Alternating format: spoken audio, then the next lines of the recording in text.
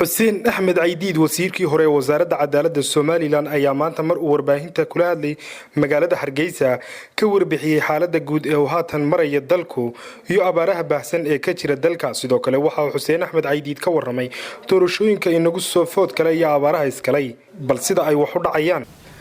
aynaan malaha horeba u arag oo dayrtii inagu bilaabmay jiilaal oo dhamay isagoo dambeeyo runtii aanu dhowr goor baan uga hadlo xilli dayreedka la waayay roobkii iyadoo gugii horena uu xumaa abaarina ay ka horeysay guga intaasoo dhan baa isu keen daba yaallo dabeedna dayrtaa la waayay waxay keentay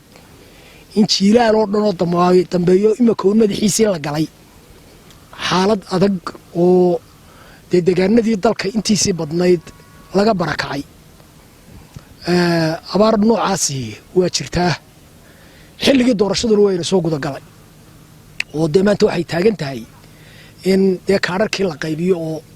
goobihii doorashada inta la tago dadka kaararka loogu qaybiyaabay ahayd doorashada ka hor muddo ka hor ololaha intaanu bilaabin bisha ololuhu intaanu bilaabin ka hor badda intaa la dhameeyaabay ahayd marka waxa taalla duruuf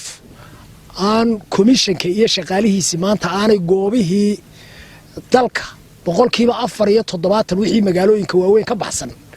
aan loogu tagin dadkii laga way taagan tahay.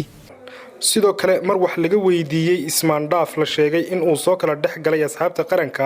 ayaa waxa uu kaga jawaabay ta kale aad iyana tiri xaaladdaas taagan ee ismaandhaafka aad ku tilmaantay wali anigu ismaandhaaf adag waxaan isleeyahay malaa wali lama gaarin mar un baa maalin un baa la kulmay maalintiina laba ra'yi oo iska soo iskhilaafsan ayaa runtii meesha ka soo baxay sida aan miidiyaha ku arkayay hore u faafiseen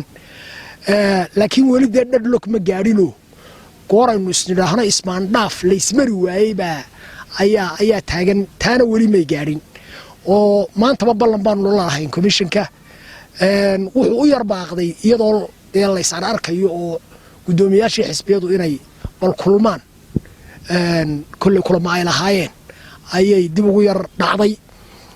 وحن سلاح ده كل ما ذا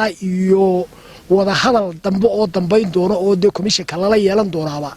إنه ده سدي عن درها تكرر نميز واحد كدور الإسلام مالنجا وصورة قلوي مركا ولي ما نداف جالسين مايو مركا ده حالد والله ما سيت هاجن تهي عبارتي وهالكاسة يو إما كإلا إما كولي يدون الإسلام قادن حسبي يدي in doorasho ay qabsoontay iyo inay dib u dhacday iyadoo la isla qaadan labada arrin baa taagan yihiin ama taalla meesha musaalkan ku kala tagnay taas ahayda dagaal shakhsi oo noo yaalay ma ahayne shirka iyo qaabka loo abaabulay iyo majaraha uu u maray musharaxnimada ayaan taasaan ka soo horjeestay waa Boqor Axmed Cabdi Somali News TV Hargeysa.